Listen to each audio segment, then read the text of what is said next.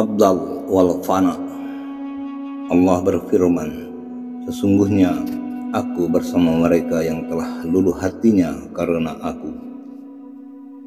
Kendalikanlah ketertarikan kamu terhadap keriangan dan candaanmu bersama dengan kebanyakan orang.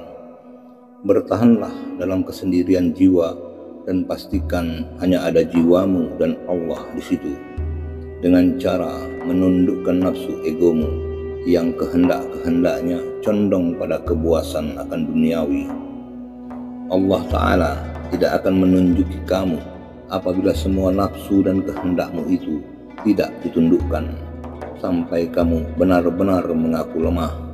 Maka barulah pantas kamu menerima petunjuknya, dan Allah akan mengganti kehendak yang telah tertunduk itu dengan kehendak yang baru. Jika egomu tampil kembali walaupun hanya sedikit, maka Allah akan menghancurkannya lagi, sehingga kamu akan kosong kembali seperti semula, dan untuk selamanya kamu akan tetap luluh hati. Allah akan menjadikan kehendak-kehendak baru di dalam dirimu, dan jika keadaan itu masih juga terdapat egomu, maka Allah pun akan terus menghancurkannya. Demikianlah terus terjadi hingga kamu menemui Tuhanmu di akhir hayatmu nanti. Inilah maksud firman Tuhan, sesungguhnya aku bersama mereka yang telah luluh hatinya kepadaku. Setelah itu kamu akan mendapatkan dirimu yang kosong, dan yang sebenarnya ada itu hanyalah Allah.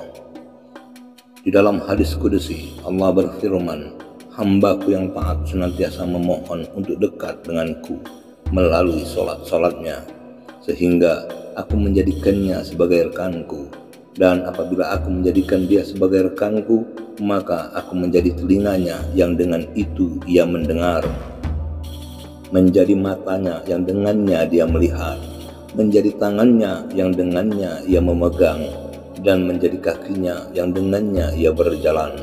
Itu artinya adalah hamba yang demikian, dia mendengar melalui aku, memegang melalui aku, dan mengetahui melalui aku.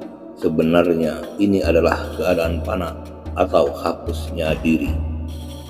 Waspadalah, diri kamu itu bisa baik dan juga bisa buruk. Maka bagi kamu yang telah sampai ke tingkat abdal, tidak ada suatu kebaikan yang datang dari diri kamu, dan kamu tidak akan merasa takut kepada datangnya kejahatan dari makhluk. Semua itu terletak di tangan Allah semata. Dengan demikian, Allah akan menyelamatkan kamu dari segala kejahatan makhluknya dan menenggelamkan kamu di dalam lautan kebaikannya, sehingga kamu menjadi titik tumpuan segala kebaikan, sumber keberkatan, kebahagiaan, kesentausaan, cahaya keselamatan, dan keamanan.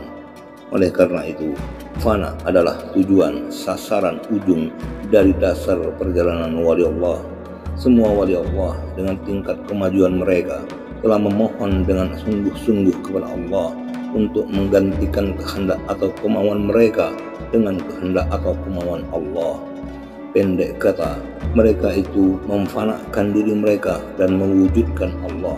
Karena itu mereka dijuluki abdal, yaitu orang yang menggadaikan kehendaknya, egonya kepada Allah seluruhnya, sampai-sampai bagi mereka menyekutukan kehendak mereka dengan kehendak Allah adalah suatu perbuatan dosa.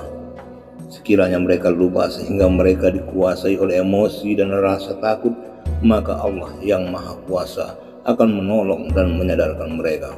Dengan demikian, mereka akan kembali sadar dan memohon perlindungan kepada Allah. Tidak ada manusia yang benar-benar bebas dari pengaruh kehendak ego dirinya sendiri, kecuali malaikat. Para malaikat dipelihara oleh Allah dalam kesucian kehendak mereka, dan para nabi dipelihara dari nafsu badaniah mereka, sedangkan jin dan manusia telah diberi tanggung jawab untuk berakhlak baik, tetapi mereka tidak terpelihara dari pengaruh berbuat dosa dan maksiat. Para wali dipelihara dari nafsu-nafsu badaniah, dan abdal dipelihara dari kekotoran satu kehendak sekalipun. Walaupun demikian, mereka tidak bebas mutlak, karena mereka pun mungkin mempunyai kelemahan untuk melakukan dosa, tapi dengan kasih sayangnya Allah akan menolong dan menyadarkan mereka. Allah bersama orang yang luluh hatinya kepadanya dan semua kehendak egonya digadaikannya kepada Allah seluruhnya. Dialah Abdal wal Farah.